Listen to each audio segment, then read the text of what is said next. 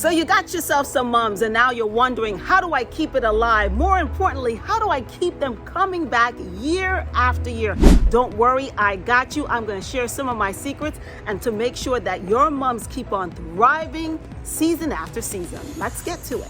This is a season when mums are everywhere. They're in all the big box stores, even in the small nursery. But did you know there is a particular time of year that mums like to be planted?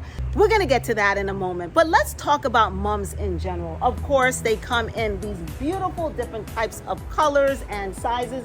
They come in large varieties and even the small ones like this one. It's really important to remember, don't go for these type of mums like this with it's all fully bloomed. You don't want to go with those type of mums because you don't know how long the mum has been there. What you really want to do is go for mums like this that are very tight.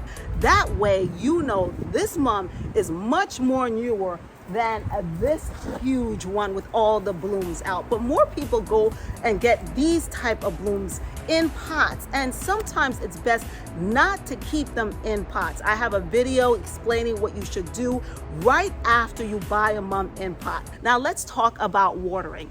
I can tell you right now, this mum is very heavy, and when you go to those big box stores, pick up the mum. The weight of the mum should not be any heavier than the pot. If it's heavier than the pot, that means it's been overwatered. This pot is very light, and if I take out the mum, you can see how dry it is. So again, mums love water, but they don't want the roots to be waterlogged. If you're in a hotter climate, keep the soil moist. If you're in a more cooler climate, lay back with the watering and just make sure that the soil is moist, not damp or very, very wet. So do mums need fertilizer? Yes, they may need fertilizer, but you can skip the fertilizer. Snip the buds that look the worst. So the best thing to do is make sure all the dead stems and all the blooms are cut away so it can give the plant energy. Now, Garden Gems, I noticed that when I was snipping off the leaves, it was very, very dry.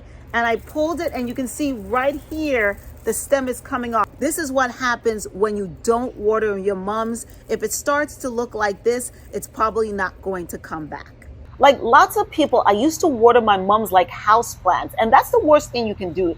All that does is make the flowers soggy and sad and leads to mold and less blooms. Avoid misting. It doesn't help either.